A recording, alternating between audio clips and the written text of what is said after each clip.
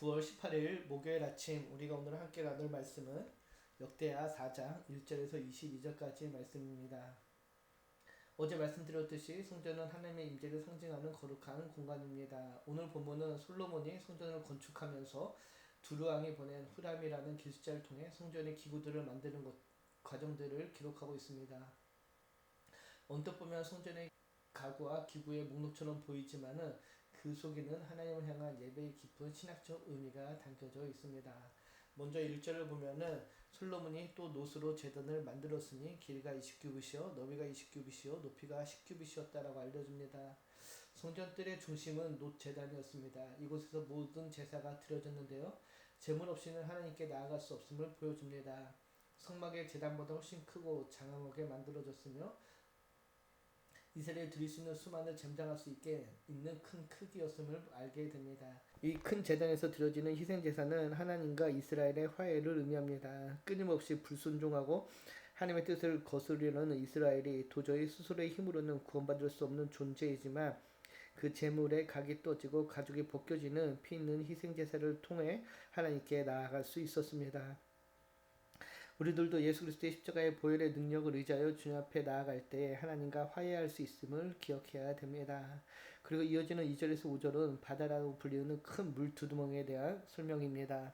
2절을 보면은 또 놋을 부어 바다를 만들었으니 지름이 10규빗이요 그 모양이 둥글며 그 높이는 5규빗이요 주위는 30규빗 길이의 줄을 두를 만하며 히브리어로 얌이라는 말은 본래 바다, 큰 물을 뜻하는데 성전 앞에 거대한 물두멍이 바다처럼 보였기 때문에 붙여진 이름입니다. 10절 보면은 성전 동남방 구석에 놓여 있는데요. 12마리의 청동소가 동서남북을 향해 받치고 있었으며 이는 이스라엘의 12지파를 상징하는 것이었습니다.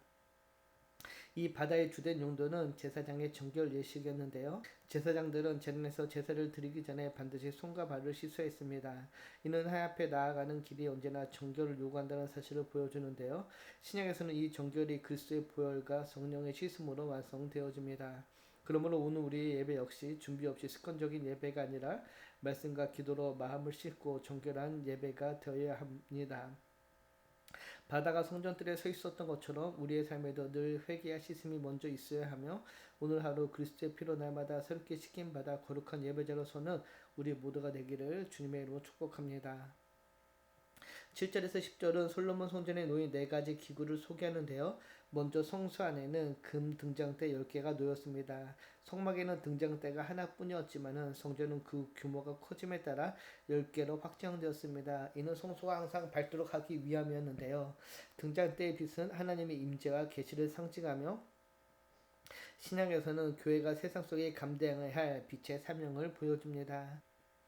이어서 금상 10개가 성소 양편에 놓였습니다. 이는 진설병을 두는 상이었는데요.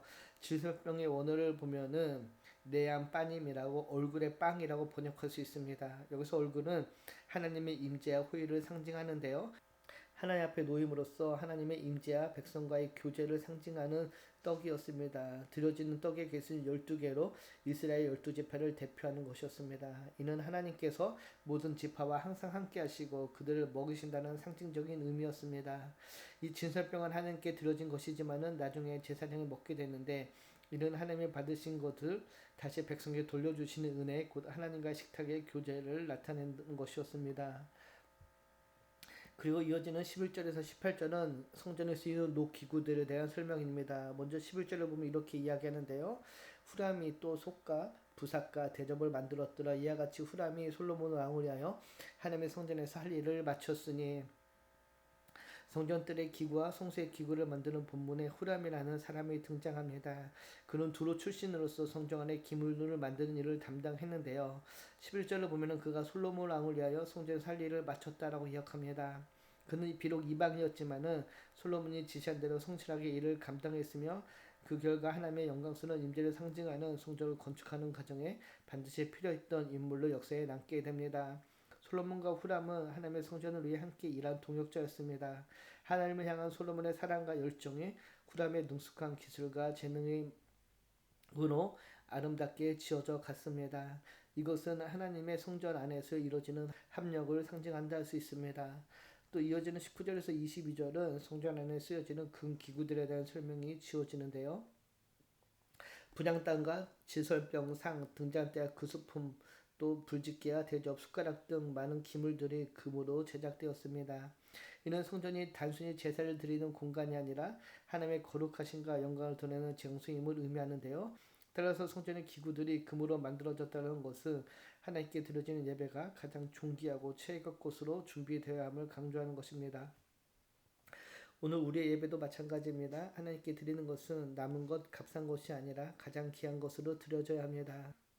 오늘 본문을 통해 우리는 성전과 그 기구들이 단순한 물건이 아니라 하나님의 거룩과 영광을 드러내는 도구임을 보게 됩니다. 또한 하나님께 드리는 모든 것은 단순한 형식이 아니라 마음과 정성을 다한 최선이어야 할 것입니다.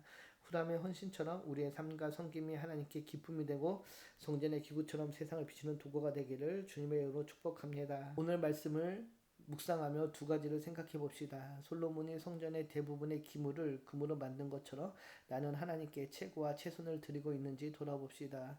또 후람은 성전 기구를 만들면서 자신의 재능과 시간을 모두 하나님께 드렸습니다. 우리 역시 하나님께 우리의 시간과 재능을 정성껏 기쁨으로 드리고 있는지 돌아보는 이 아침 되기를 소망합니다.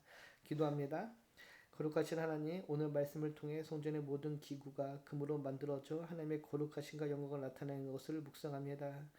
우리의 예배와 삶 또한 값싼 것이 아니라 가장 귀하고 정성된 것으로 주님께 드리기를 소망합니다. 우리의 삶의 모든 자리에서 하나님의 영광을 드러내는 도구가 되게 하여 주시옵소서. 오늘 우리의 삶을 주님께 온전히 드려지기를 소망하며 우리를 권하신 예수님의 이름으로 감사하며 기도드립니다. 아멘.